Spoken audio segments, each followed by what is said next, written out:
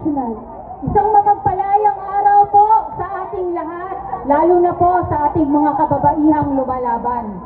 Tumitindig po ang sektor ng mga Pilipino sa ibayong dagat laban sa agresyon, imperialistang agresyon, interbensyon at pasismo ng imperialismong US sa rehiyon ng Gitnang Silangan, Asia, Pasipiko, Latin America at sa Africa. Ang panguupat po ng gera ng imperialismong US sa Gitnang Silangan ay naglalagay sa panganib sa buhay at kaligtasan ng lampas 2 milyong OFW na nagtatrabaho sa rehiyon, sa iba't ibang industriya, iba't ibang sektor, sa mga bansa kung saan napakarami pong mga basing militar at pasilidad ng Estados Unidos ang nakatayo. Taas po ang kamay kung meron po kayong mga kamag-anak o kapamilya ngayon na nagtatrabaho sa Gitnang Silangan o sa iba't ibang dako ng mundo. Sila po ang bumubuhay sa ekonomiya ng Pilipinas, bumubuhay sa ekonomiya ng pandaigdig, ngunit sila ay pinapatay ng imperialismong US. Mayorya po sa ating mga OFW sa Gitnang Silangan ay mga kababaihan. Sila po ay napilitan mangibang bayan, iwanan ng kanilang mga anak at pamilya dahil po walang disenteng kabuhayan.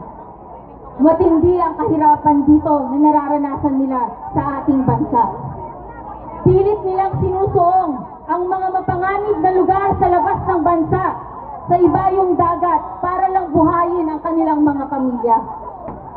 Isa na po sa ating kababayang OFW, si Mary Ann Rivera, isang caregiver sa Israel na nasawi habang inililikas niya ang kanyang amo at sarili papunta sa isang bomb shelter sa Israel.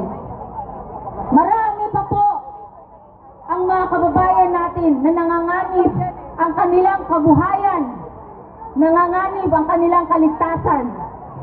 Marami sa ating mga mandaragat ang kasalukuyang libo-libo stranded sa gitna ng karagatan. Marami ang mawawalan ng kabuhayan dahil magsasara ang maraming kumpanya o malilimita ang kanilang mga operasyon. Maraming mga kababaihang migrante ang wala lagay sa panganib at ang kanilang dignidad, ang kanilang karapatan ay malalabag. Sa panahon ng gera, sila ay magiging biktima ng pagsasamantala, labor trafficking at iba't ibang forma ng karahasan. Wala pong maaasahan ang ating mga OFWs na naiipit sa gera sa ibayong dagat sa rehimeng Marcos Jr. Katulad ng mga nagdaang rehimen, pinapabayaan ang ating mga OFWs. Pasigo ang rehimeng Marcos. Katulad ng kanyang amang diktador, sinusunod ang dikta ng imperialismong US para ilako at ibenta ang ating mga OFWs sa mga dayuhang kapitalista at dayuhang mga gobyerno para pagsamantalahan, pakinabangan ang kanilang murang lakas paggawa. Kaya ngayong araw at sa mga susunod na araw, pinapalakas po ang militanteng kilusan ng mga migranteng Pilipino sa ibayong dagat.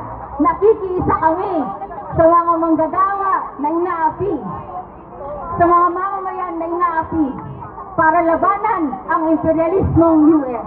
Isinisigaw namin, US out of the Philippines, US out of West Asia, US out of everywhere.